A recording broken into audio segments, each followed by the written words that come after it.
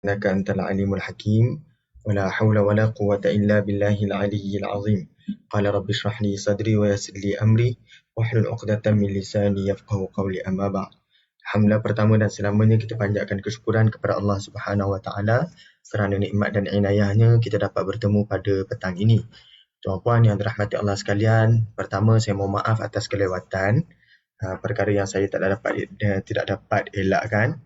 Jadi insya-Allah untuk petang ini kita akan masuk salah satu perbincangan yang mudah-mudahan membantu saya dan tuan-puan untuk mentadabburi ayat Al-Quran dengan lebih cermat dan lebih terperinci ya, iaitu satu tajuk yang boleh kita namakan sebagai jam'u as-siratain ya.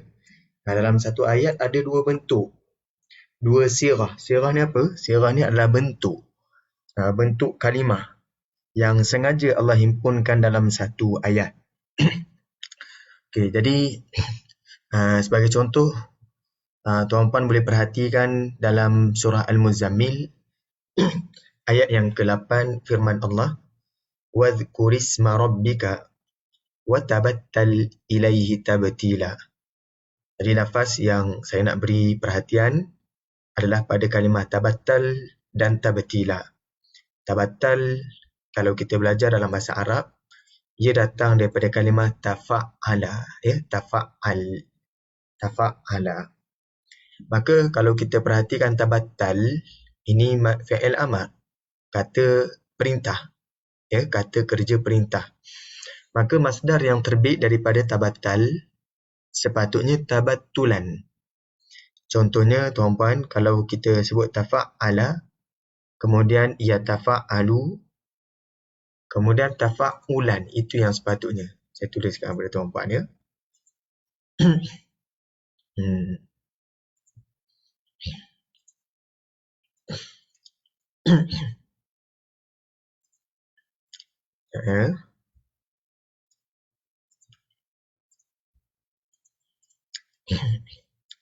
Okay, jadi kalau tuan-puan perhatikan, kalau kita belajar bahasa Arab, kaedahnya begini tuan-puan.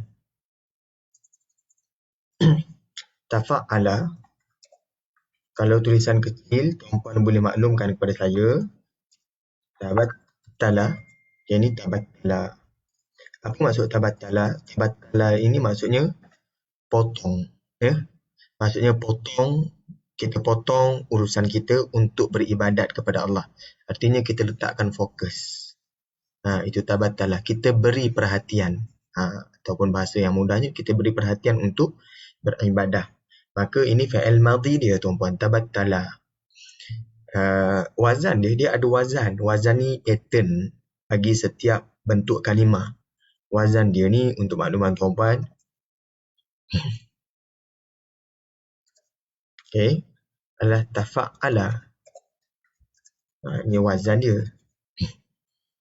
Dan kita pernah bincangkan apakah yang dimaksudkan dengan tafa'ala ni. Antara maksud yang dibawa oleh tafa'ala adalah kita cermat. Kita buat itu dengan penuh perhatian dan kita buat itu ia mengambil sedikit masa, bukannya diselesaikan dalam masa yang sekejap. Itu tafa'ala ya. Jadi tabattala, fokus yang kita berikan untuk ibadah itu sifatnya adalah mengambil masa. Sifatnya memerlukan sedikit usaha, memerlukan usaha yang lebih. Itu tabattala. Tafa'ala datang, tabattala ini dia adalah satu pattern, satu wazan yang sama dengan tafa'ala. Maka daripada tabattala, kalau kita perhatikan, kalau kita ubah kepada fi'il mudhari', dia akan jadi yatabattalu. Yatabattalu. Dia mengambil perhatian, yatabattalu, ataupun dia memotong urusan dia untuk beri perhatian kepada ibadah, yatabattalu. Iaitu wazannya yatafa'alu.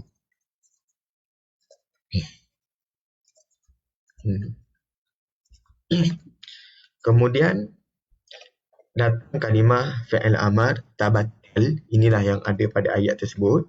Wa tabattal ilaihi tabtila. Tabattal artinya berikan perhatian. Ini datang daripada wazan tafa'al.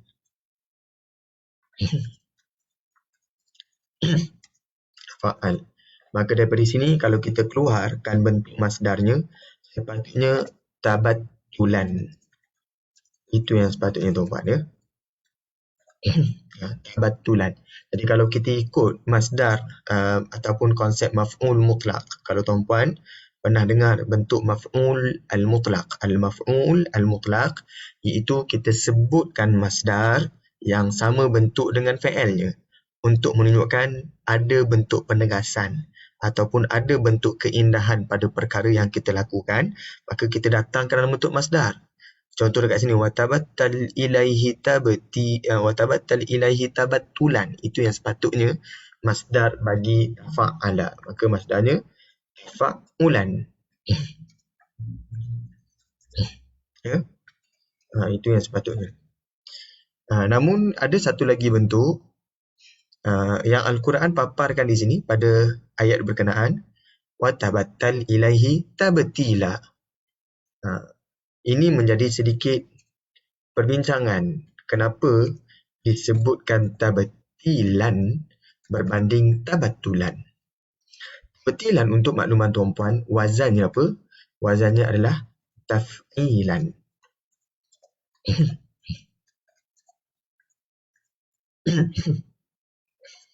Ya. Taf'ilan ini wazan bagi tabtilan. Sepatutnya tabtilan ini fa'il madhinya bukan tabattala. Fa'il madhinya adalah battala. Battala iaitu fa'ala.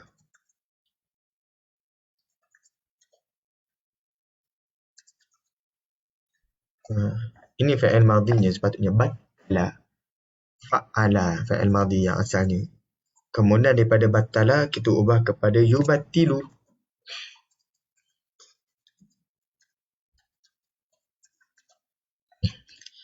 Wazannya adalah yufa'ilu.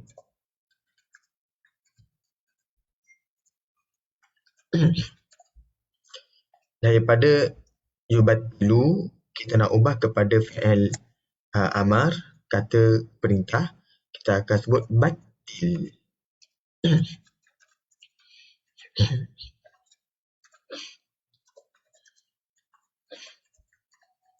Barulah tabtilan. Jadi kalau kita nak selarikan, nak seragamkan sebutan dalam ayat berkenaan, kita sama ada kita akan sebut wabattil, wadhkur isma rabbika wabattil ilaihi tabtila. Kita seragamkan bentuk ini. Ataupun kita kalau nak guna tabattal, kita akan sebut watabattal ilaihi tabattulan. Itu kalau kita nak selarikan penggunaan wazan dia, ya. Tetapi yang uniknya dalam ayat berkenaan tadi, anda perhatikan watabattal yang digandingkan dengannya bukanlah tabattulan, tetapi yang digandingkan bersamanya tabtilan. Jadi ini yang menjadi perbincangan kita. Kenapakah Al-Quran menggunakan bentuk yang sebegini? Bukannya menyelarikan penggunaan tabattal dengan tabattulan ataupun wabattil ilaihi tabtila. Ada dalam keadaan tertentu Al-Quran menggunakan wazan yang betul ataupun wazan yang selari dengannya. Contohnya dalam surah Al-Insan, yufajjirunaha tafjira. Itu betul, itu selari. Kalau kita bandingkan balik, yufajjirunaha, yufajjiru atas wazan yufa'ilu, tafjira atas wazan taf'ila. Itu masih lagi kena ngam. Contohnya qaddaruha taqdira. Qaddar datang daripada kalimah fa'ala, ya, qaddara. Kemudian taqdira, ini masih lagi selari. Tetapi apa yang uniknya pada ayat ini, yang disebut sebaliknya tabattal tabtila, bukannya tabattal tabattulan. Maka secara bahasa Arab, tabattal ini dia ada membawa beberapa unsur. Unsur yang pertama kita sebutkan ada unsur yang boleh kita sebut sebagai tadarruj, iaitu ada unsur berperingkat-peringkat dalam nak melaksanakan tabattal. Jadi untuk memberi tumpuan dalam amal ibadah kepada Allah Subhanahu Wa Taala, ia memerlukan peringkat ataupun dia tidaklah dapat dilaksanakan, ia tak dapat dilaksanakan secara sekaligus. Sebaliknya, perlunya ada tadarrus berperingkat-peringkat. Itu tabattal, ya. Ataupun ada yang letakkan lagi terjemahan lain bagi tabattal, iaitu takalluf. Takalluf ni memerlukan usaha yang lebih. Jadi untuk tumpukan amal ibadah kepada Allah Subhanahu Wa Taala, sekurang-kurangnya ada dua bentuk, dua elemen. Elemen yang pertama, tadarrus. Ia memerlukan peringkat ataupun memerlukan masa yang lebih, berperingkat, peringkat demi peringkat. Kemudian elemen yang kedua, ia membawa makna takalluf, perlunya usaha yang lebih. Tetapi jika anda bandingkan dengan tabtila, ya. Jadi tabattal tadi, tadarrus dan takalluf itu ada pada tabattal ataupun tabattulan, ya. Tetapi kalau kita guna wabattil ilaihi tabtila, wabattil kita gunakan untuk membawa makna al-mubalaghah. Al-mubalaghah ni sifatnya lebih ekstrim. Ataupun ada unsur yang kedua, at-takfir, sifatnya berulang kali, kerap dan banyak.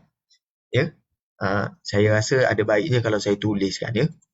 Sekejap, saya tuliskan. Jadi elemen bagi tafa'ala tadi, elemen bagi tafa'ala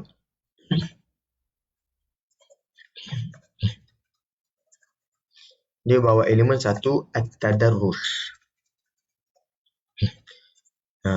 Dalam nak melaksanakannya, ia tidaklah dapat kita jayakannya sekaligus dalam masa yang singkat, tetapi memerlukan masa, ya, at-tadarrus. Yang kedua, ada bentuk at-takalluf. Apa itu at-takalluf? Memerlukan usaha yang lebih. Itu fa'ala. Jadi tabattal ataupun tabattulan, dia membawa dua unsur ini. Kita lakukan, kita tumpukan ibadah kita itu memerlukan masa, bukanlah kerja yang senang untuk fokuskan pada ibadah. Ataupun ia adalah kerja yang ada unsur takalluf, perlu usaha yang lebih untuk menjayakan perbuatan tabattal. Tetapi jika anda bandingkan dengan battalah, ia ada membawa makna yang pertama, al-mubalaghah.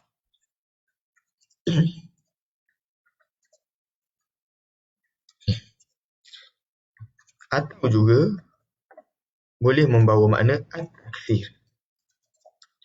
Apakah itu at-takfir? Apakah itu al-mubalaghah? Apakah itu at-takfir?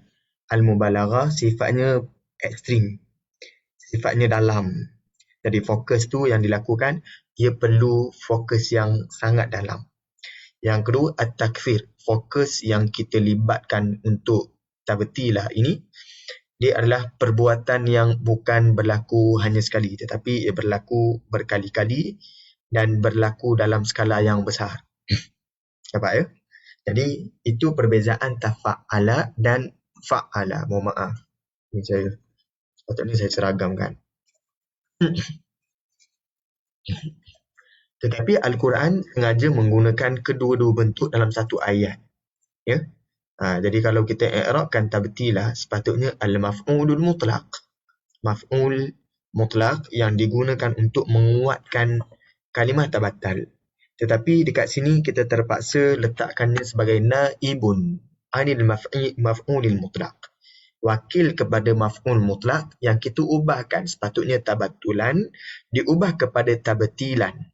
Mengapakah Al-Quran menggunakan bentuk yang sedemikian? Untuk memberi makluman kepada kita bahawa untuk kita fokuskan ibadah kepada Allah, ia membawa unsur tabattal ini, ada tadarrus, kita tak boleh, maksudnya tak boleh jayakannya dalam satu hari. Kan? Ia perlukan peringkat demi peringkat. Hari ini fokus kita 1%. Esok meningkat sedikit, lusa meningkat sedikit, sampailah begitulah dalam bab amal ibadah. Kita tak boleh nak buat satu hari itu semua benda. Yang kedua, tabattal ini dia memerlukan kerja takalluf, usaha yang lebih. Maka daripada 1% ada penambahbaikan. Penambahbaikan itu dia sedikit mengambil masa dan memerlukan usaha yang lebih. Maka itu yang dibawa dalam pada makna tabattal. Tetapi jika digunakan tabtila, sifat ibadah tersebut sifatnya adalah dalam. Fokus yang kita luangkan untuk ibadah itu fokus yang mubalaghah, ekstrim, ataupun at-takthir. Kita fokus itu adalah pada waktu yang kerap kali, bukannya sekali lalu. Itu kalimah tabtila.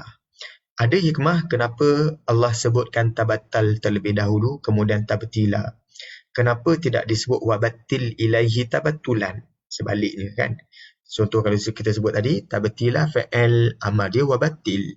Kemudian kenapa tak Al-Quran sebut wabattil ilaihi tabattulan? Sebaliknya watabattal ilaihi tabattila. Disebut dahulu tabattal kerana untuk seseorang hamba itu memfokuskan ibadahnya kepada Allah, ia memerlukan masa. Ia memerlukan usaha yang lebih. Ia dilakukan secara berperingkat bukannya sekaligus. Itulah ia tabattal. Ya? Itu peringkat awal untuk fokuskan ibadah. Peringkat yang kedua untuk fokuskan ibadah adalah dilakukan dalam bentuk tabatil. Oleh kerana setelah dilakukan tadarruj tadi, peringkat demi peringkat kita sentiasa ada penambahbaikan dalam memfokuskan ibadah, maka di situ sudah ada elemen mubalaghah. Ia sifatnya makin dalam. Kemudian, oleh kerana kita dah capai kepada sifat mubalaghah, ia tidak terhenti di situ, bukan sekali itu saja. Tetapi ia perlu dilakukan dengan secara berulang kali at-takfir. Itu antara hikmah kenapa Al-Quran menyusun tabattal terlebih dahulu, kemudian barulah tabtila. Maka Al-Quran sebenarnya dalam surah Al-Muzammil sedang mengajarkan kita bab ibadah ada perkara yang awalnya berat. Tetapi bila kita tekuni dan kita berusaha ke arahnya, akhirnya ia ke arah tabtil, ke arah yang lebih dalam. Namun walaupun kita dah capai tahap yang mendalam, tabtil tersebut, kita perlu pastikan ia dilakukan secara berterusan. Maka didatangkan dalam kalimah tabtila membawa maksud at-takfir. Itu huraian pertama kalimah tabattal dan tabtila. Huraian yang kedua antara hikmah kenapa Al-Quran menggunakan tabattal dalam bentuk fa'il. Tabtila digunakan dalam bentuk isim. Tabattal ini fa'il, tabtila ini isim tapi dia maf'ul mutlaq. Maksudnya dia ada makna fa'il namun dia adalah isim. Buktinya kat mana? Buktinya ada tanwin pada hujung kalimah. Tanwin adalah salah satu tanda ia adalah isim. Jadi maf'ul mutlaq di sini dia adalah isim. Kenapa yang disebutkan fa'il itu pada tabattal bukannya tabtila? Kenapa tak sebut? Contohnya wa tabattulan ilahi wabattil, contoh. Sebab dalam bahasa Arab kita boleh guna masdar ini sebagai kata perintah. Ya? Tetapi sebaliknya yang berlaku, yang Allah gunakan sebagai fa'il amar itu tabattal, bukannya pada batil. Ini kerana fa'il sifatnya sementara. Jadi untuk berada pada peringkat tadarruj ataupun takalluf, ia hanya bersifat sementara. Tahun ini sifat ibadah kita dalam nak memfokuskan ibadah, dia ada unsur tadarruj. Kita tak boleh buat sekaligus. Kemudian kita tak boleh dia ada unsur satu lagi takalluf, memerlukan usaha yang lebih. Oleh kerana ia bersifat sementara sahaja, tadarruj, nak melalui fasa tadarruj dan takalluf hanya pada fasa yang sementara, maka didatangkan dalam bentuk fa'il, bukannya dalam bentuk isim. Berbanding tabtila didatangkan dalam bentuk isim kerana ia membawa elemen sifatnya sifat tetap. Ya?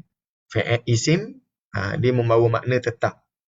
Maka bila dah mubalaghah, dah ada unsur kedalaman ataupun ekstrim pada fokus kita dalam ibadah, maka jadikanlah ia sebagai sifat yang tetap. Tahun ini sifatnya tadarruj ataupun takalluf. Tahun hadapan dan selama-lamanya pastikan ia bersifat al-mubalaghah dan perlu dilaksanakan dalam bentuk at-takthir, berulang kali, kerap kali, bukannya one off. Ya? Itu antara hikmah kenapa digunakan tabattal dan tabtila. Tuan-puan, setakat ini berat atau tidak perbincangan saya. Kalau berat, tuan-puan maklumkan. Kalau rasa boleh, saya teruskan. Ya? Okey.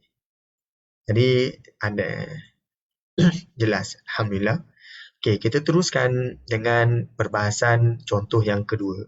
Andai kata tuan-puan ada soalan, sila nyatakan terus ataupun lontarkan terus. Caranya untuk berinteraksi dalam Zoom ini, tuan-puan boleh tekan unmute, kemudian boleh tanya terus soalan dia. Okey. Perbahasan yang kedua adalah kalimah surah An-Nisa ayat yang ke-60. Wa yuridu syaitanu an yudillahum dhalalan ba'ida. Dan syaitan hendak menyesatkan mereka dengan kesesatan yang jauh. Dalam bahasa Arab, kalimah yudillu ini berasal daripada kalimah adalla.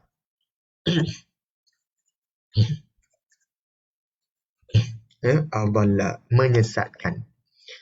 Atas wazan dia adalah af'ala.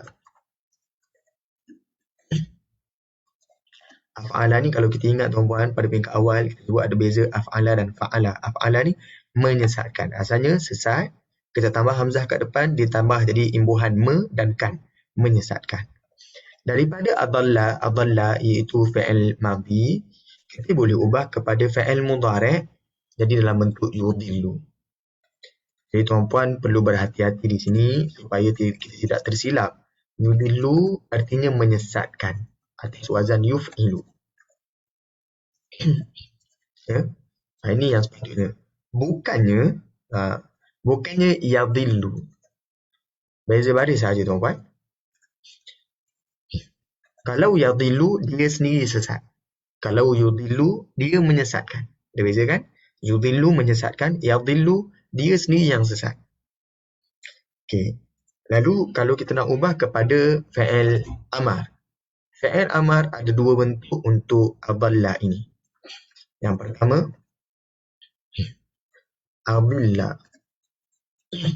Bentuk yang pertama, iaitu kita letakkan baris bawah untuk huruf yang kedua dan huruf yang terakhir kita bariskan atas. Ini fi'il amar. Ya? Okey, atau adlil. Kedua-dua bentuk ini Al-Quran guna pakai. Cuma bukan pada lafaz adillah lah. Bukan pada lafaz adallah. Tuan-puan takkan jumpa lah kalimah adillah. Ataupun adlil. Tuan-puan jumpa pada kalimah yang lain. Ya? Yang maksudnya, yang hujungnya asalnya bertasydid. Jika diubah kepada fi'il amar, maka dibariskan atas. Ini adillah dan adlil.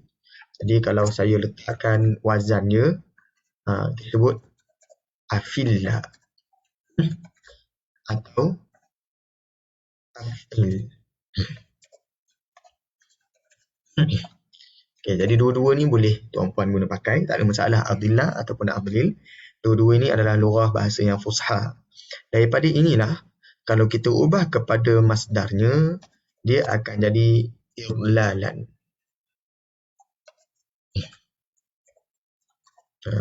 Ini fi'il. Ini masdarnya.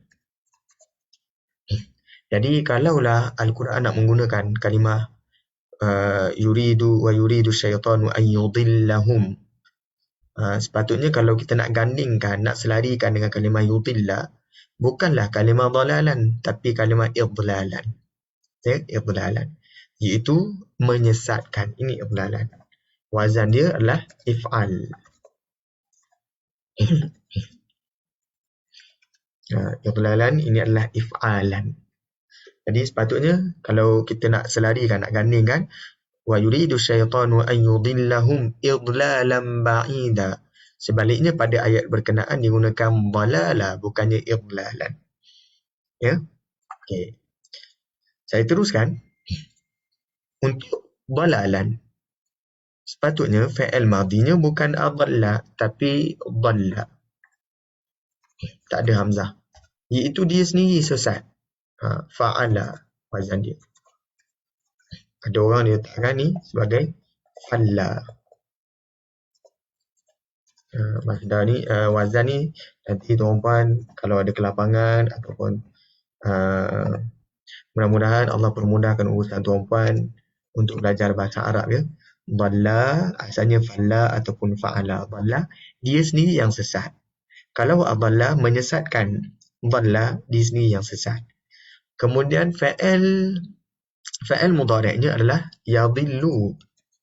Mudhari'nya baris ya-nya baris atas bukannya baris depan. Iaitu dia sendiri bersifat sesat. Wazannya adalah yafillu atau juga yaf'ilu ya. Ini wazan dia. Kemudian daripada ini datanglah kalimah kalau kita sebut macam mana nak buat sesatlah anda. Kita akan sebut dalam fi'il amar dhilla atau idlil. Dua-dua ni boleh tuan-tuan. Dhilla ataupun idlil iaitu kita bariskan atas pada huruf yang terakhir ataupun kita pecahkan, cerakinkan huruf yang bersabdu ini kepada dua huruf yang asal. Idlil, sesatlah. Jadi wazannya adalah filla atau juga iflil. If'il. Ini wazan dia. Filla ataupun if'il. Masdar daripada dhalla ini barulah dhalalan.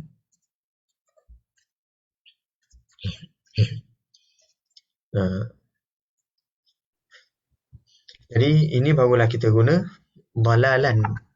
Jadi dekat sini tuan-puan, kalau tuan-puan perhatikan, sepatutnya wa yuridu syaitanu an yudillahum idlalan kalau kita nak selaraskan penggunaan dia.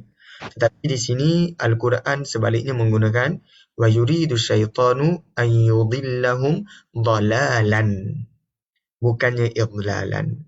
Apakah hikmah di sebalik penggunaan ini? Digunakan dhalalan berbanding idlalan. Yudillahum, menyesatkan mereka. Kalau dhalalan bukannya maksud menyesatkan tapi menjadi sesat. Jadi apa yang syaitan mahukan daripada mereka? Apa yang syaitan nak? Wa yuridu syaitanu an yudillahum. Syaitan nak menyesatkan mereka. Dalam masa yang sama, syaitan bukan sekadar nak menyesatkan mereka. Dhalalan ba'ida. Syaitan nak mereka sesat dalam keadaan sesat yang sangat jauh. Nampak ya? Jadi syaitan bukan sekadar nak menyesatkan mereka, bahkan syaitan nak mereka sesat.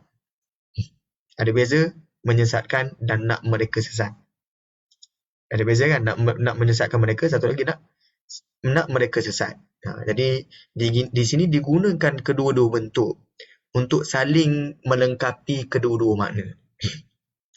Dan anda perhatikan yang digunakan untuk sifat menyesatkan digunakan dalam bentuk fi'il mudhari', fi'il, kata kerja. Menunjukkan bahawa ia dilakukan secara maksudnya dia bersifat sementara. Namun bila mereka dah sesat, sifat sesat mereka itu dinyatakan dalam bentuk isim. Sifat itu menjadi sifat ataupun sifat tetap. Sesat itu menjadi sifat yang tetap. Jadi bermula dengan usaha syaitan menyesatkan mereka dan ia dilakukan dengan penuh dengan perancangan yang rapi. Namun selepas mereka dah terjebak dalam kesesatan itu bersifat tetap. Tambah lagi dia tambah dengan ba'idah, jauh lagi, makin jauh. Maka oleh kerana surah An-Nisa ayat yang ke-60 dihimpunkan kedua-dua makna ini, digunakan kedua-dua bentuk. Yudhillah, menyesatkan, dhalala, merasa sesat ataupun menjadi sesat. Tuan-puan perhatikan dalam surah An-Nisa ayat yang ke-116. Di sini wa man yusyrik billah, Allah maklumkan barang siapa yang mensyirikkan Allah, faqad dhalla, maka dia dah sesat. Tidak digunakan faqad adalla kerana orang tu sendiri yang sesat. Tapi di sini yudhillah ni datang daripada kalimah adalla, kerja syaitan itu menyesatkan. Lalu orang yang syaitan itu sesatkan menjadi sesat. Lalu digunakan kalimah dhalalan. Oleh kerana dihimpunkan dua bentuk ini menyesatkan menjadi sesat dalam satu ayat, digunakan dua-dua bentuk ini. Nampak ya? Oleh kerana surah An-Nisa ayat yang ke-116, kenapa tak guna faqad adalla? Sebab orang yang telah sesat itu, kerjanya dekat sini bukanlah nak dimaklumkan mereka menyesatkan, tapi mereka menjadi sesat. Itu yang disebutkan pada ayat yang ke-116. Setakat ni jelas atau tidak, tuan-puan? Okay, kalau jelas, mudah-mudahan membantu tuan-puan untuk memahami perbezaan antara penggunaan dua kalimah ni, dua bentuk ini. Ya. Okay, kita perhatikan juga. Ini kita sebut jam'u as-sighatain. Al-Quran menghimpunkan dua bentuk dalam satu ayat. Macam tadi, tabattal dihimpunkan dengan tabatila. Kemudian digunakan kalimah tadi, yudilla dihimpunkan, digandingkan dengan dalalan, bukannya idlalan. Dan sekarang ini ada juga lafaz yang kita biasa dengar, iaitu Al-Quran menghimpunkan dua bentuk yang berbeza dalam satu ayat. Contohnya Ar-Rahman, Ar-Rahim. Untuk makluman tuan-puan, saya rasa huraian yang ini lebih mudah untuk saya fahamkan tuan-puan ya. Untuk makluman tuan-puan, Ar-Rahman dan Ar-Rahim, kedua-dua kalimah ini berasal daripada kata dasar yang sama, iaitu rahimah. Apa maksud rahimah? Rahimah ini maksudnya sayang. Jadi bila kita terjemahkan Ar-Rahman, Ar-Rahman ni maksudnya apa? Yang Maha Pemurah. Macam mana boleh terbit kalimah yang Maha Pemurah? Sedangkan Ar-Rahman ini datang daripada kalimah rahimah. Rahimah ni maksudnya sayang ataupun kasih. Kemudian Ar-Rahim yang Maha Mengasihani. Jadi kita nampaklah asasnya kalau kita terjemah yang Maha Mengasihani datang daripada kalimah kasih. Ada setengah terjemahan diletakkan Ar-Rahmani ini yang Maha Mengasihani ataupun yang Maha Pengasih. Ar-Rahim ini yang Maha Penyayang. Tuan-puan yang dirahmati Allah sekalian, apa beza kasih dan sayang? Ada beza tak antara sayang dan kasih? Jadi barangkali kerana itulah setengah terjemahan untuk membezakan antara pengasih dan penyayang, mereka letakkan yang Maha Pemurah, yang Maha Pengasih. Itu satu huraian kenapa terjemahan ini digunakan pemurah. Ada lagi huraian yang lain kenapa digunakan kalimah pemurah. Sekarang ini kita bincangkan ya. Okey, daripada kalimah rahimah.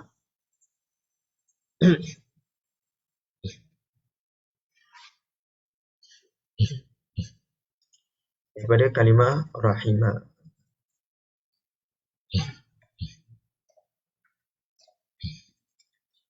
Datang beberapa bentuk sirah al-mubalaghah. Apakah itu sirah al-mubalaghah? Sirah bentuk yang membawa makna ekstrim. Al-mubalaghati.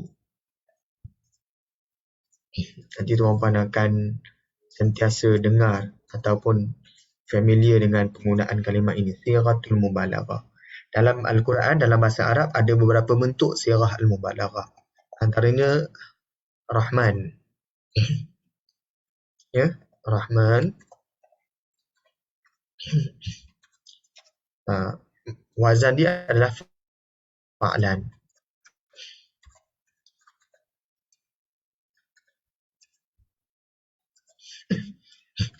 Satu lagi Rahim. Untuk Rahim ni mim dia bertanwin. Kalau Rahman, nun dekat situ dia tidak bertanwin ya. Okay, Rahimun. Jadi dekat sini atas wazan fa'il. Ada perbezaan antara fa'ilun dan fa'lanun. Fa'lanu dan fa'ilun ada perbezaan antara dua bentuk ni, fa'lan ataupun fa'il. Fa'lan kita gunakan untuk arid. Ya? Kita gunakan untuk arid. Apa itu arid? Tuan-tuan pernah dengar? Aridah. Ini kita gunakan untuk aridah. Fa'ilun kita gunakan untuk sifatun. Sifat. Ada perbezaan antara aridah dengan sifat. Kalau kita belajar tajwid kan ada mad arid disukun. Kita sebut arid itu apa? Kerana bacaan mad itu berubah-ubah. dia tidak berbentuk tetap. Kalau sifat ni berbentuk tetap, aridah ni dia tidak berbentuk tetap. Contoh, mad arid disukun, mad di situ kita baca dalam keadaan berubah sifat. Yang mana tuan-puan boleh baca 2 harakat, tuan-puan boleh baca 4 harakat, tuan-puan boleh baca 6 harakat. Itu ketika sukun, ketika wakaf. Tetapi ketika sambung, hukumnya berubah. Hukumnya jadi 2 harakat saja. Tuan-puan tak boleh baca 4 ataupun 6. Oleh kerana asalnya 2, kemudian berubah kepada 2 atau 4 ataupun 6, namanya mad arid. Mad itu hanyalah kerana arid, kerana ia dilencongkan daripada hukum asalnya lisukun. Sebab apa? Kerana sukun pada hujungnya. Sebab itu namanya mad arid. Ya. Okey, lawan kepada arid, aridah ni adalah sifat. Sifatnya tetap. Aridah ni, kalau kita tanya kan, aridah ni ia merujuk kepada sifat yang sementara. Contoh, kalau saya ketawa, saya akan sebut dhahkan.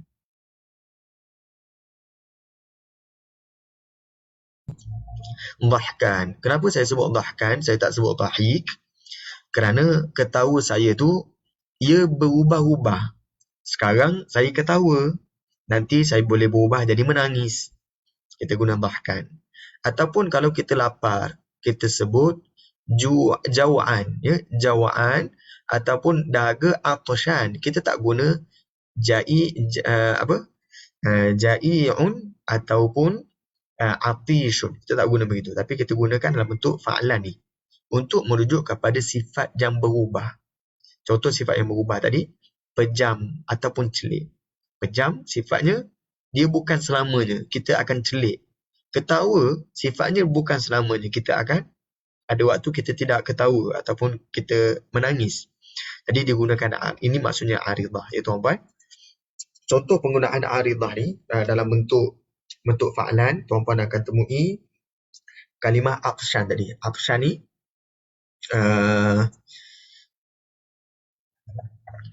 aqshan ni apa? Aqshan ni dahaga. Kenapa digunakan dalam bentuk aridah? Kerana atsyan ini dia tak selamanya kita dahaga. Kalau kita dah minum, dia takkan jadi atsyan lagi dah. Jadi dia sifat sementara. Itu kalimah atsyan. Contoh lain kalimah yang lebih jelas, dha'fan. Lemah. Tapi lemah kita ni orang kuat, tapi hari ni je kita lemah, dha'fan. Ataupun dia ni ada kes tertentu dia lemah. Selalunya dia kuat, tapi ada kes tertentu dia lemah. Ataupun dia lemah kalau dia jumpa orang yang lebih orang yang boleh psycho dia, contoh. Jadi dia dha'fan. Tapi dha'fan ini bukan selamanya sifat sementara. Maka digunakan kalimah dha'fan. Tapi ada ketikanya dha'fan ni kita guna dalam bentuk sifat, iaitu dha'if. Lemah dia tu lemah, pergi mana pun memang lemah. Kalau dha'fan ni dia kat kita je, dekat sampai dekat Kuala Lumpur je dia lemah. Cuba dia pergi dekat negeri lain. Dia dah jadi T20, dia kat Kuala Lumpur je dia jadi B40. Jadi dekat situ dha'fan. Dia sebut ya. Jadi dia ni siapa? Dia dha'fan dekat Kuala Lumpur. Tapi dekat negeri luar dia qawiyun, dia kuat. Dia T20. Nampak dha'fan ni sifatnya bukan kekal.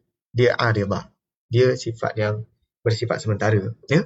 Tapi fa'ilun sifatnya ni adalah sifatun thabitatun, sifat yang tetap. Itu beza sifat dengan aridah.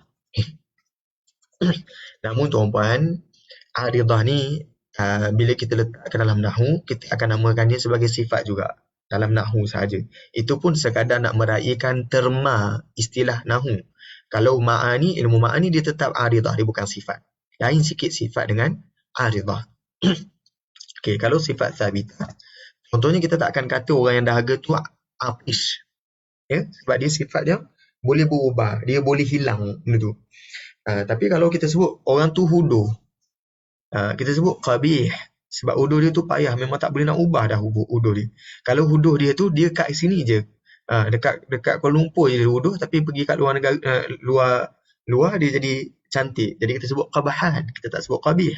Ya, merujukkan ia tertentu, bukannya pada semua keadaan, ya. itu aridah. Tapi ini sifat thabitah, contohnya dhaif.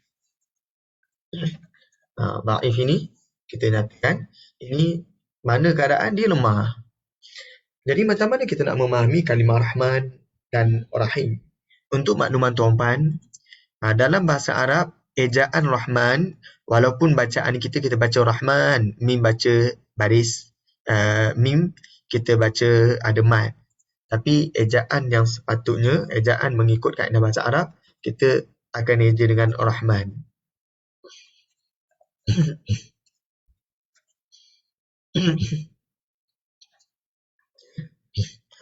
Jadi pada sebutan sahaja dia kita baca Rahman, ma tu ada panjang, ada mat.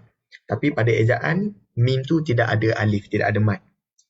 Tidak ada alif selepas huruf mim. Itu pada sudut ejaan. Alasannya kerana begitulah penggunaan kebanyakan orang Arab. Itu antara alasannya. Okey, kita perhatikan di sini macam mana kita nak memahami kalimah Rahman. Artinya Rahman Allah Ta'ala, sayangnya Allah Ta'ala, kasihnya Allah Ta'ala merujuk kepada sifat yang sementara, iaitu yang tidak kekal. Allah maha kekal kasih sayangnya, tetapi bukan dengan Ar-Rahman. Tapi kalau nak menunjukkan maha kekal kasih sayang, itu Rahim Allah Ta'ala. Tapi kalau Rahman, ini bukan dengan maksud kekal, tapi ini dengan maksud luas. Maha luas kasih sayang Allah Ta'ala. Maksudnya dia tidaklah ia tidaklah, ya betul, kena tengok wazan dia. Jadi ini dekat sini, sifat Rahman, kasih sayang yang sementara, iaitu selagi mana makhluk itu tidak mati, Allah bersifat sayang kepadanya, walaupun dia kufur. Walaupun manusia itu kufur, tetapi Allah datangkan peringatan demi peringatan sebagai tanda kasih sayang Allah kepada orang kufur itu. Jadi tidak heran tuan-puan, Allah tak terus matikan orang kufur. Allah tidak sekat oksigen kepada orang yang kufur. Kadang-kadang Allah berikan kekayaan kepada orang yang kufur lebih banyak daripada orang yang beriman. Itu Rahman. Sifat kasih sayangnya yang bersifat sementara. Oleh kerana ada huraian ulama mengatakan Allah tak membezakan antara yang beriman ataupun yang kafir dalam pemberian kasih sayangnya sementara mereka belum mati. Ya? Melainkan ada tingkatan takwa yang membezakan dekatnya mereka kepada Allah Subhanahu Wa Taala.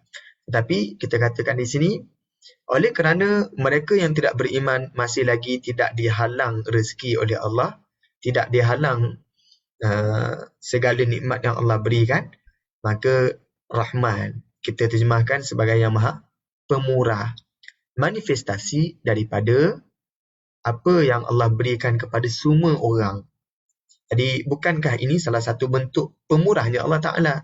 Jadi barangkali inilah huraian kenapa ada terjemahan yang maha pemurah. Kalau secara literal, kita tak terjemahkan yang maha pemurah. Kalau secara literal, kita terjemahkan yang maha pengasih ataupun yang maha penyayang. Dengan maksud, ianya bersifat sementara dan ia boleh berubah. Di dunia ni Allah Ar-Rahman, tapi di akhirat nanti belum tentu Allah Ar-Rahman kepada mereka.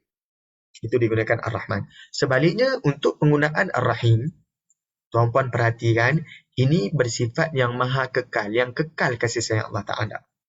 Ya, Rahim. Maka sebab itu digunakan kalimah fa'ilun.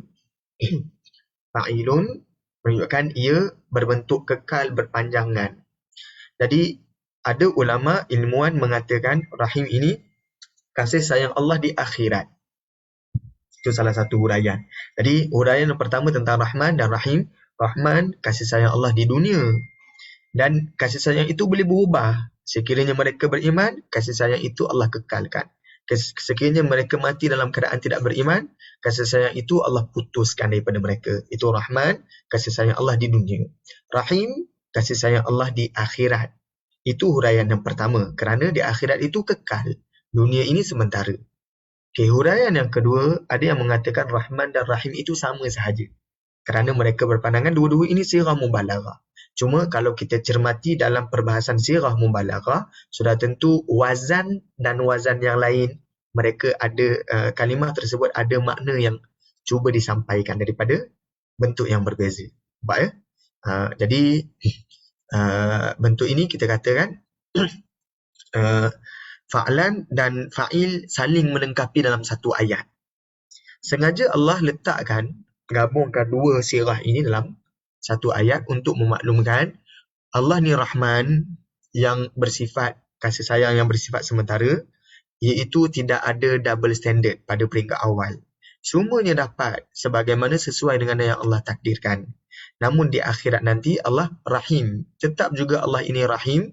Ada golongan yang kasih sayang Allah berterusan dikekalkan kepada mereka. Jadi nampak tak ada perbezaan antara Rahman dan Rahim. Penggunaannya fa'lan dan fa'il. Jadi selepas ini kalau tuan-puan rasa rasa mengantuk, kita tak sebut na'is. Kita sebut na'san. Saya na'san. Ana na'san. Sebab mengantuk tu sifat yang sementara. Dah tidur, dia hilang mengantuknya. Ya, jadi kita tak guna na'is. Jadi tuan-puan nampak ya, penggunaan fa'lan dan fa'il. Fa'lan merujuk kepada aridah, fa'il merujuk kepada sifah. Dan kedua ini Allah himpunkan dalam satu ayat untuk menunjukkan lagi betapa luasnya kasih sayang Allah Ta'ala, betapa kekalnya kasih sayang Allah Ta'ala. Mudah-mudahan jelas berkenaan dengan Bismillahirrahmanirrahim. Jadi ini kita sebutkan jam'us siratain, Allah menghimpunkan dua bentuk dalam satu ayat. Sebagaimana tadi, tabattal digandingkan dengan tabtilah, tidaklah digandingkan dengan lafaz asalnya tabattulan. Begitu juga yudillahum, tidak digandingkan dengan idlalah, tapi dhalala, untuk meluaskan lagi makna tersebut. Kemudian sama Ar-Rahman, tidaklah diguna pakai Bismillahirrahman sahaja, tetapi Ar-Rahman digandingkan dengan Ar-Rahim. Bahkan pada peringkat awal, orang Arab Quraisy, mereka agak janggal mendengar kalimah Ar-Rahman yang dinisbahkan kepada Tuhan. Maka kalimah Abdul Rahman itu lafaz yang baharu untuk orang Arab Quraisy. Dia sebut Abdul Rahman. Ya? Sebab itu pada peringkat awal, tuan-puan kalau ingat dalam peperangan Badar, Umayyah bin Khalaf. Umayyah bin Khalaf dia nak nego dengan Abdul Rahman bin Auf. Abdul Rahman ini pada awalnya dipanggil sebagai Abdul Amrin. Nama dia Abdul Amrin. Tapi selepas Abdul Rahman memeluk agama Islam, Abdul Rahman tidak suka orang panggil dengan Abdul Amrin. Jadi lalu Abdul Rahman Auf menggelarkan dirinya sebagai Abdul Rahman. Dalam peperangan tersebut, Umayyah bin Khalaf dia nak nego dengan Abdul Rahman bin Auf, tapi dia tak tahu nak panggil apa. Sebut Abdul Amrin, dia tak sahut. Lalu Umayyah disebut Abdul Ilah, wahai hamba Tuhan. Lalu Abdul Rahman ketika itu barulah menyaut panggilan Umayyah bin Khalaf. Jadi Ar-Rahman ni panggilan yang nama yang bentuk yang baharu untuk orang Arab Quraisy sekiranya dinisbahkan kepada Tuhan, ya. Okey, ini kita sebut jam'us siratain. Yang kedua tuan-puan setakat ni jelas ya, penggunaan sengaja Allah gandingkan dua bentuk yang berbeza dalam satu ayat untuk meluaskan lagi makna. Okey, sekarang ni kita teruskan lagi bentuk seterusnya, iaitu taghayyurus siyar. Perbezaan sirah yang dibezakan, bentuk yang dibezakan. Maka petang ini kita cuba bacakan 3 ayat ini. Tuan-puan perhatikan surah Qaf ayat yang kedua. Bal ajibu an ja'ahum munzirun minhum. Kaum musyrikin Mekah bahkan mereka merasa hairan.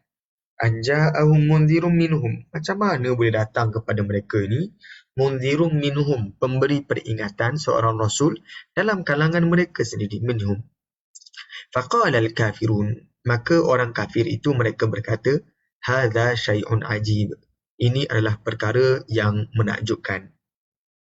Anda perhatikan dalam surah Hud ayat yang ke-72, bercerita tentang Nabi Allah yang mendapat anak ketika usia dah lewat. Qalat ya wailata. Dia berkata, ya wailata, alangkah uniknya, alangkah peliknya. A'alidu wa ana ajuzun. Adakah aku melahirkan anak? Wa ana ajuzun, sedangkan aku sudah tua. Wa hadha ba'li syaikha. Dan ini suamiku ini ba'li, wa hadha ba'li syaikha. Dah ajuzun ini kat sini aku ni lemah ataupun tua. Wa hadza ba'li syaikha, dan suami aku ni syaikha. Ya.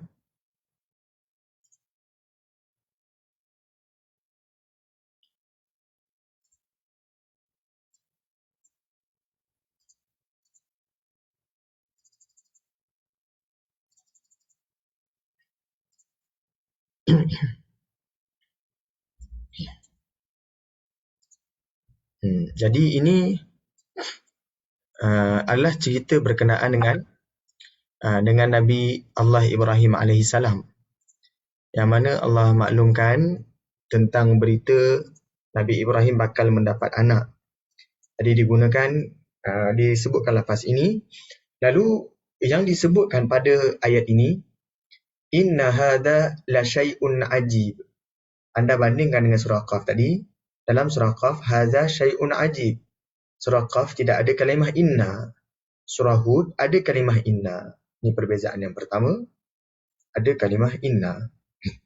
Yang kedua, perbezaan yang kedua, dalam surah Hud ada kalimah lam. La syai'un. Seterusnya sama saja. Kenapakah dalam surah Qaf tak dinyatakan inna hadza la syai'un ajib?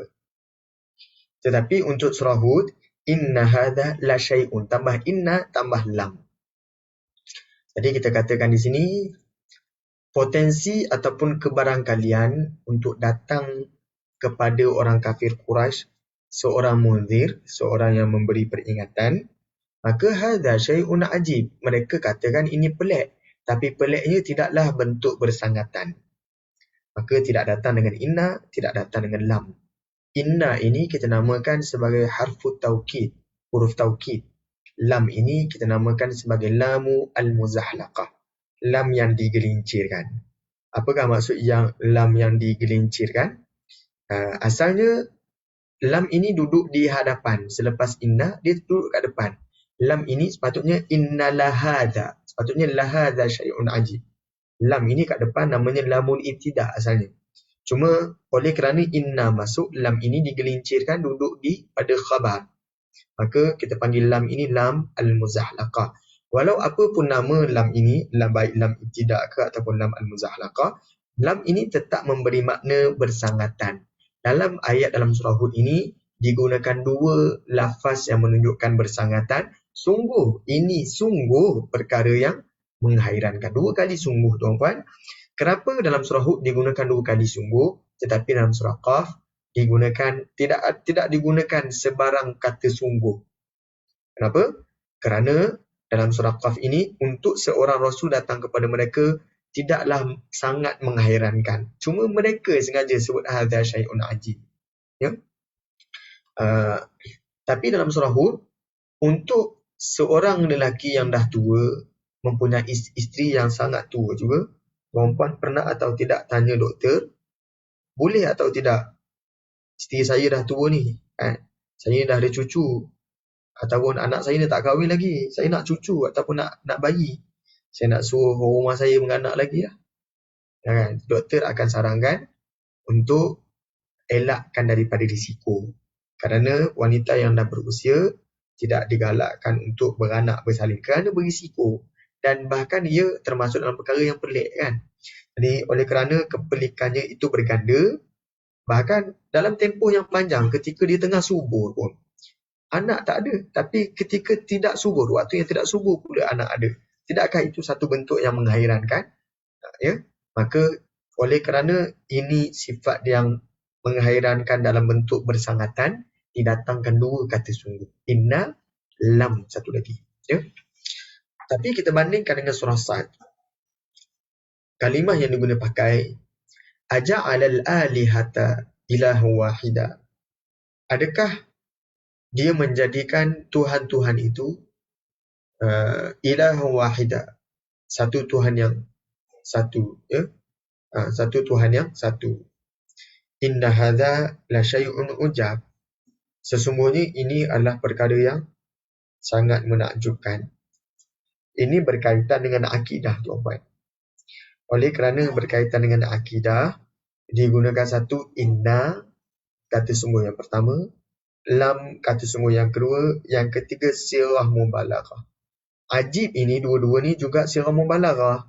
Tetapi apa yang membezakan ajib dengan ujab, Ajib ini sirah mubalaghahnya ada unsur kepelikan yang unik, tapi ujab ni lebih unik kepelikan dia. Jadi ujab ni lebih dahsyat ke sifat dia berbanding ajib. Jadi kalau tuan-puan nak bandingkan, contoh kalau saya sebut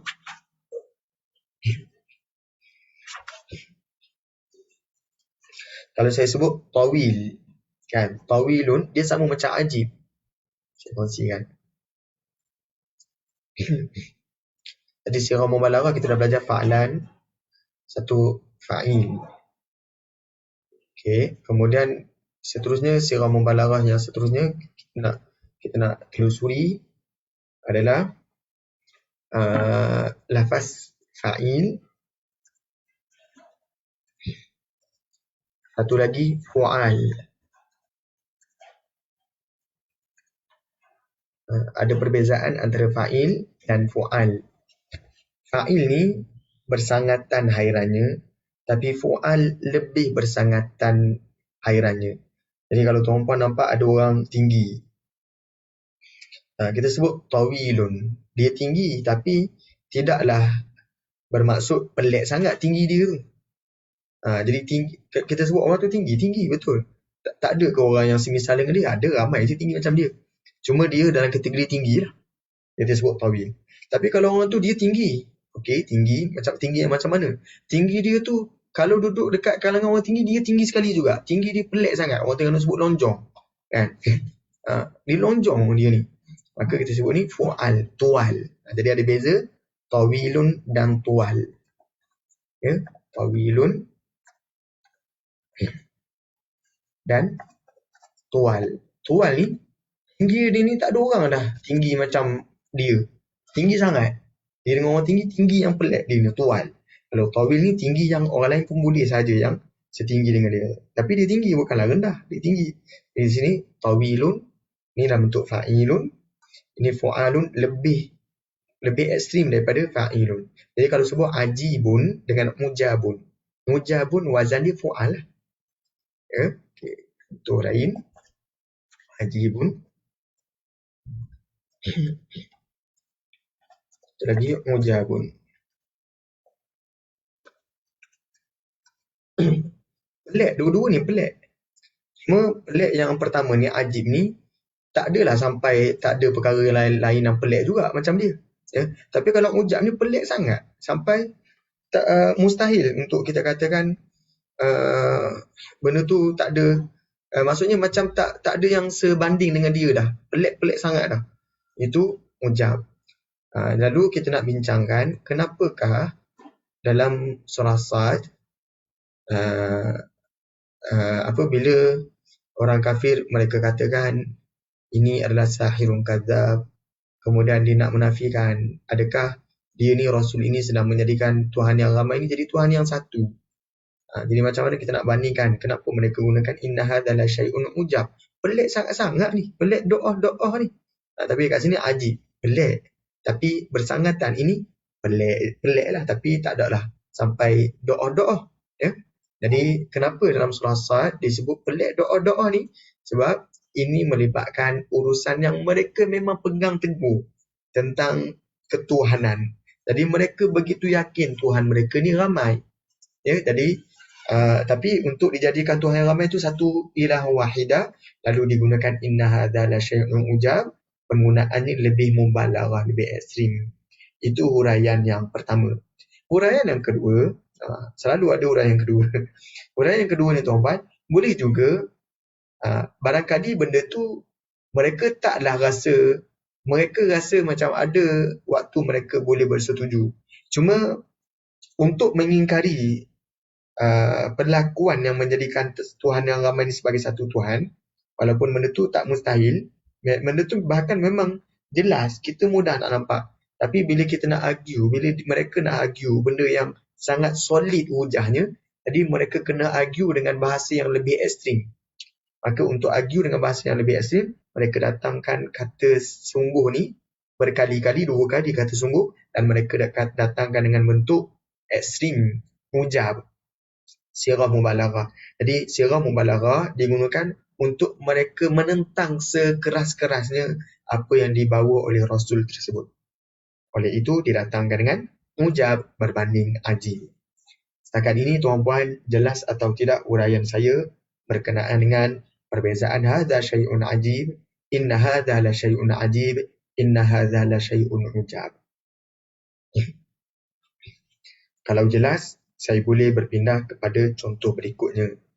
Kalau tidak jelas, saya mohon kepada tuan-puan teruskan bertanya ataupun terus lontarkan apa persoalan yang mudah-mudahan kita sama-sama boleh memahami tentang perbezaan ayat ini.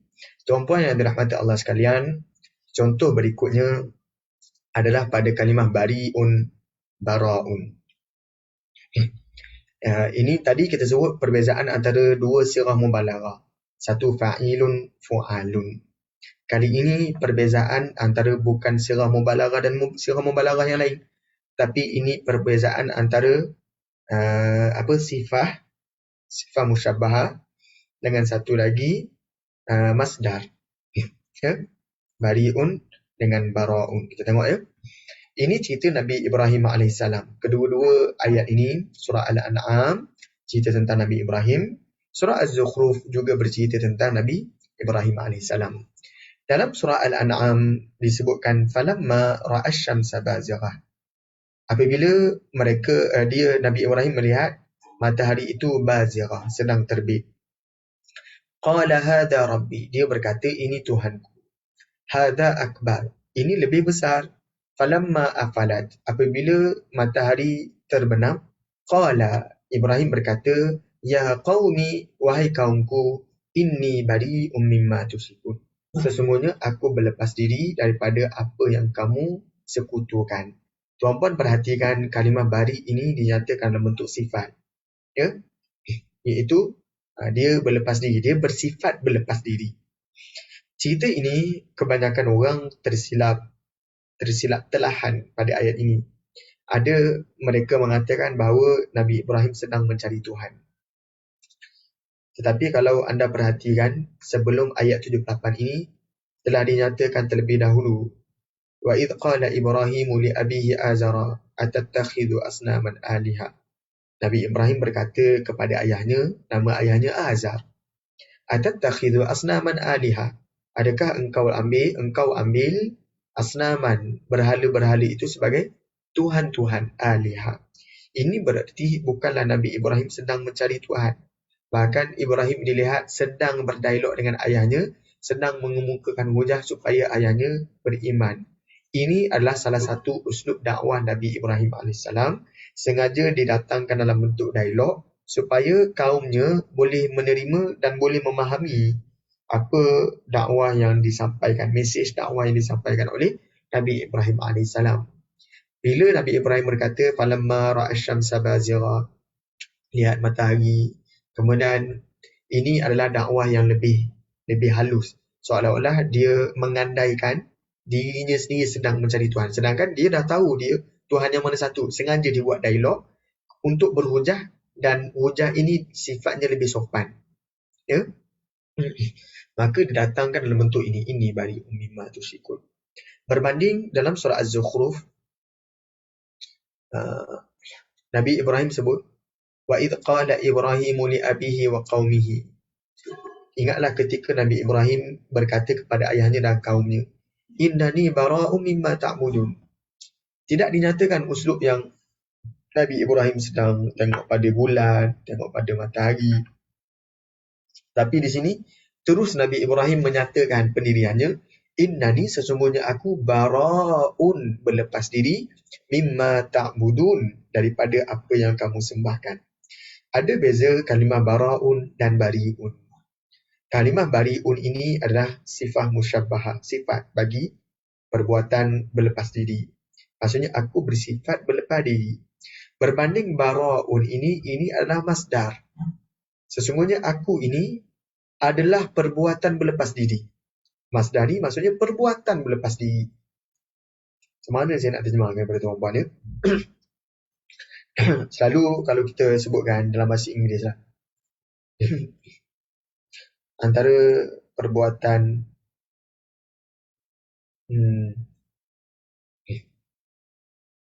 Macam mana? Okey.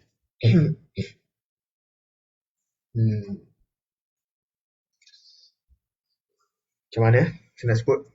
Okey, tak apa. Saya cuba huraikan dengan bahasa yang saya tak nampak analogi yang mana sesuai.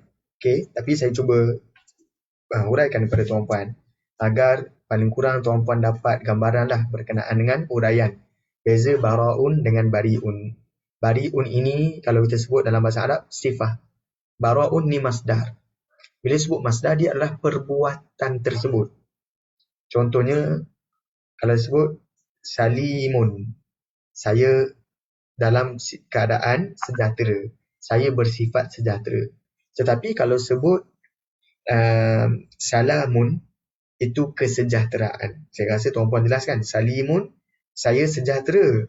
Kalau salamun, saya ni kesejahteraan. Ana salamun, saya ni kesejahteraan. Ibaratnya begitu tuan-puan. Andaikan tuan-puan tukar kalimah bari'un kepada salimun. Ini nak mempermudahkan huraian bahasa ni. Ya? Okey, kita andaikan dahulu. Lepas tu nanti kita tukar balik kepada bari'un dan bara'un. Alhamdulillah. Okey. Dekat sini, Nabi Ibrahim ketika nak berdialog kepada kaumnya, Nabi Ibrahim menggunakan inni salimun mimma tusyrikun. Aku ni bersifat sejahtera daripada apa yang kamu syirikkan. Kita andaikan kita tukar kalimah bari'un dengan salimun untuk menguraikan, mempermudahkan huraiannya. Okey. Dalam masa yang sama dalam surah Az-Zukhruf dia katakan innani salamun mimma ta'budun. Aku ini adalah kesejahteraan daripada apa yang kamu sembah. Ada beza tak? Aku sejahtera dan aku ini kesejahteraan. Pelik kan? Kalau guna aku sejahtera itu tak pelik. Yang peliknya bila guna aku ini kesejahteraan.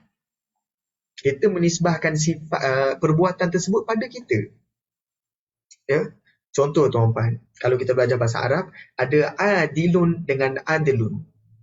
Adilun, orang yang adil. Kalau adlun, keadilan. Ada dalam setengah bahasa Arab memang sampai sekarang diguna pakai. Contohnya dia ini rajulun adilun. Dia ni adalah orang yang adil. Kita gunakan rajulun adilun. Ya. Adilun. Okey, satu lagi adlun. Ini keadilan. Ini masdar. Ada dalam penggunaan bahasa Arab sekarang pun diguna rajulun adlun. Lelaki yang keadilan. Macam mana? Ini bukan orang parti keadilan. Ini adalah lelaki keadilan. Jadi sengaja digunakan adlun, masdar berbanding ismul fa'il untuk menunjukkan dia ni macam perbuatan tu sendiri. Wa ma ubarri'u nafsi innan nafsa la'ammaratun bisu illa ma rahima rabbi inna rabbi ghafurur rahim. Dekat situ kalimah ubarri'u, betul, berlepas diri. Cuma yang saya nak uraikan perbezaan antara bari'un dan bara'un. Sama macam adlun, sama macam salimun, kemudian salamun.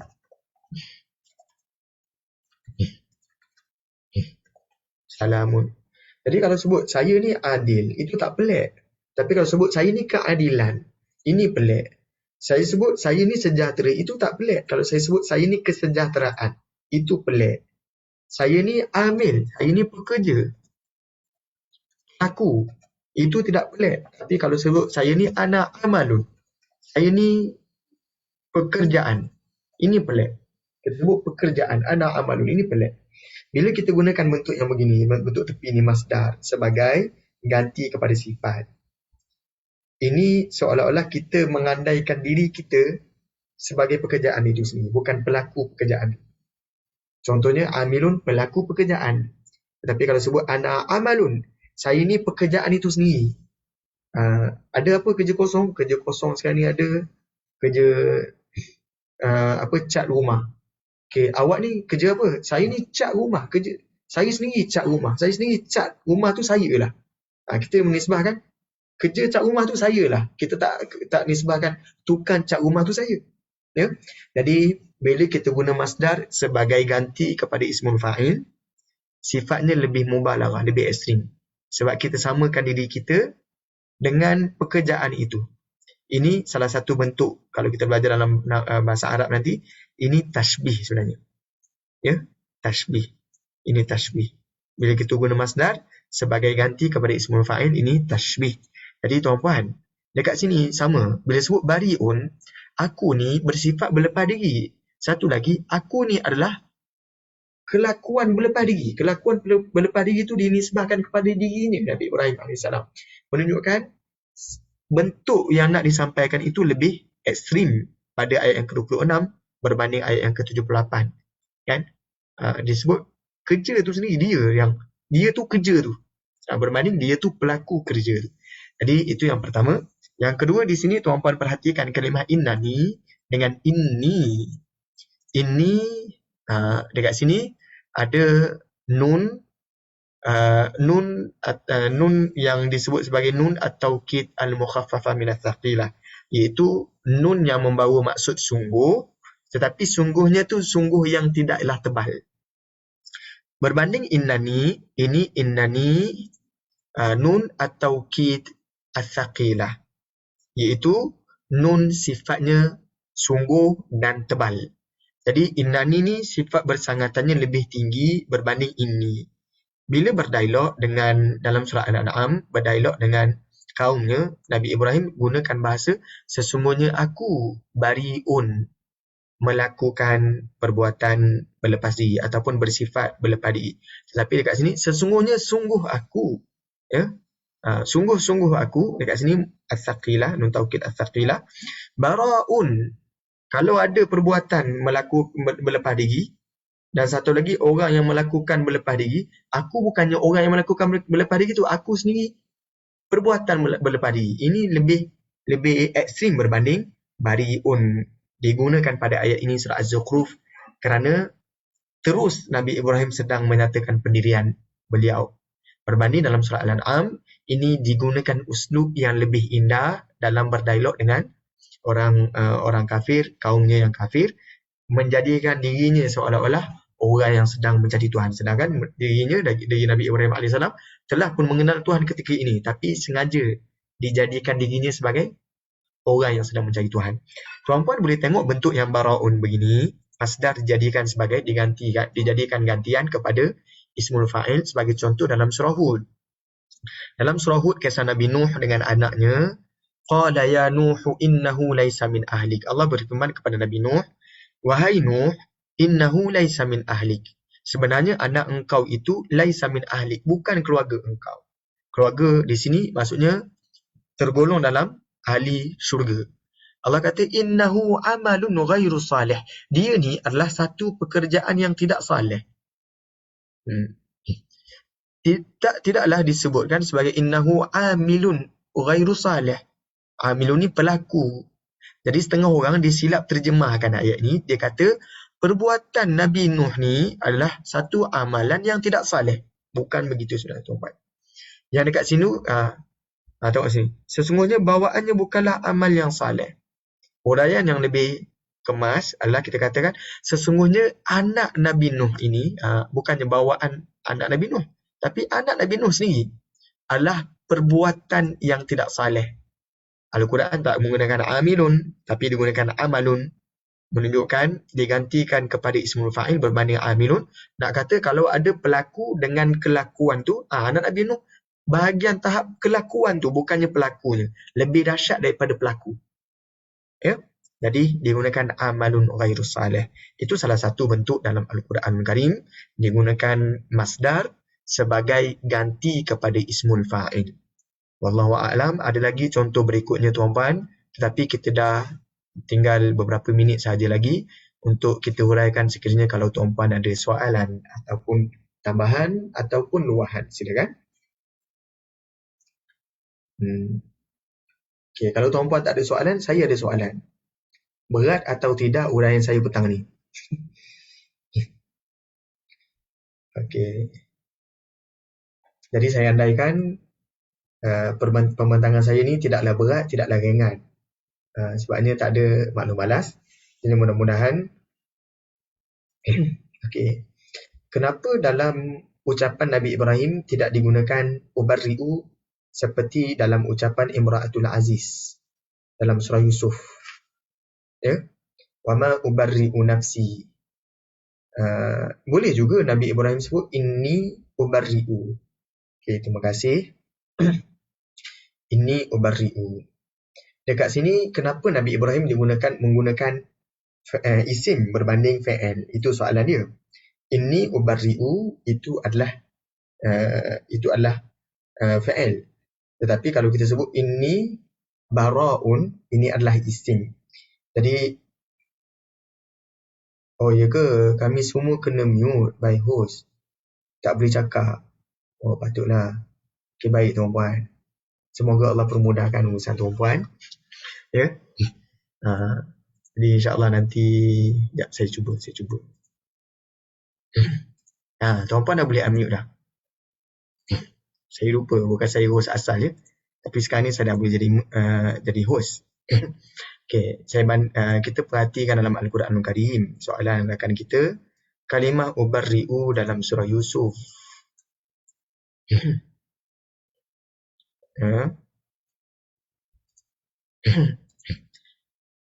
Ayat yang ke-53.